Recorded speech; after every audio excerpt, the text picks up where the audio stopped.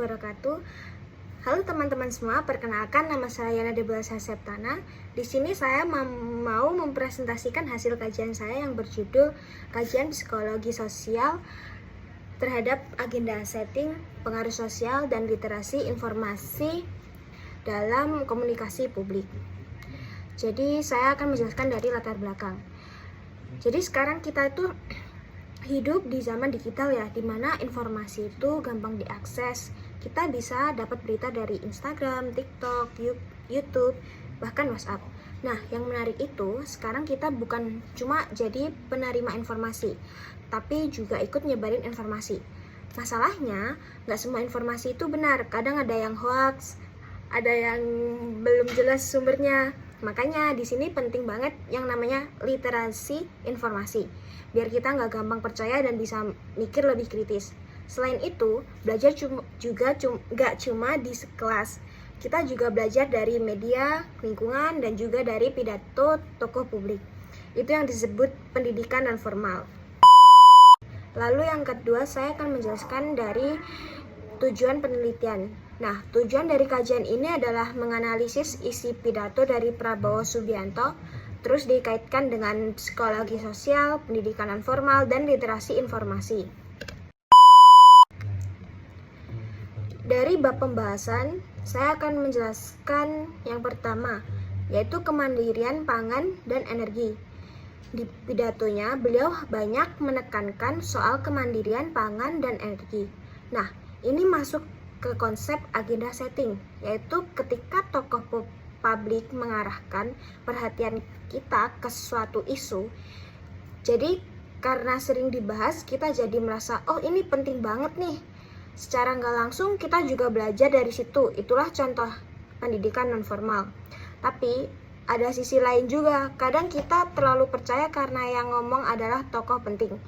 Jadi kita nggak sempat mikir kritis gitu. Nah, lalu yang kedua yaitu kritis dan demonstrasi. Selanjutnya dibahas juga tentang kritik dan demonstrasi. Dalam psikologi sosial ini disebut sebagai pengaruh sosial. Artinya kita bisa dipengaruhi oleh orang lain atau kelompok. Contohnya, seseorang ikut demo karena teman-temannya ikut atau karena terpengaruh opini di media sosial. Menariknya, setiap orang bisa punya pendapat berbeda. Ada yang setuju demo sebagai bentuk kebebasan, ada yang nggak setuju karena dianggap mengganggu.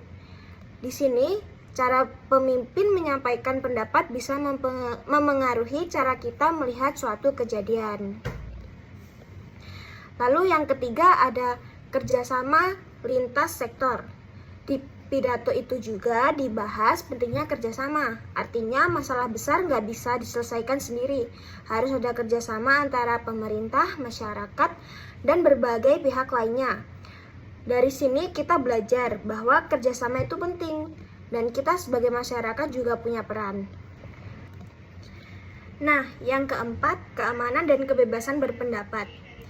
Ini juga penting banget. Ada pembahasan tentang keamanan dan kebebasan berpendapat. Kadang dua hal ini harus seimbang. Dalam psikologi sosial ada istilah rasa aman untuk berbicara. Kalau orang merasa aman, dia berani ngomong, berani kasih pendapat. Tapi kalau nggak aman, dia cenderung diam dan takut salah. Jadi lingkungan itu berpengaruh banget.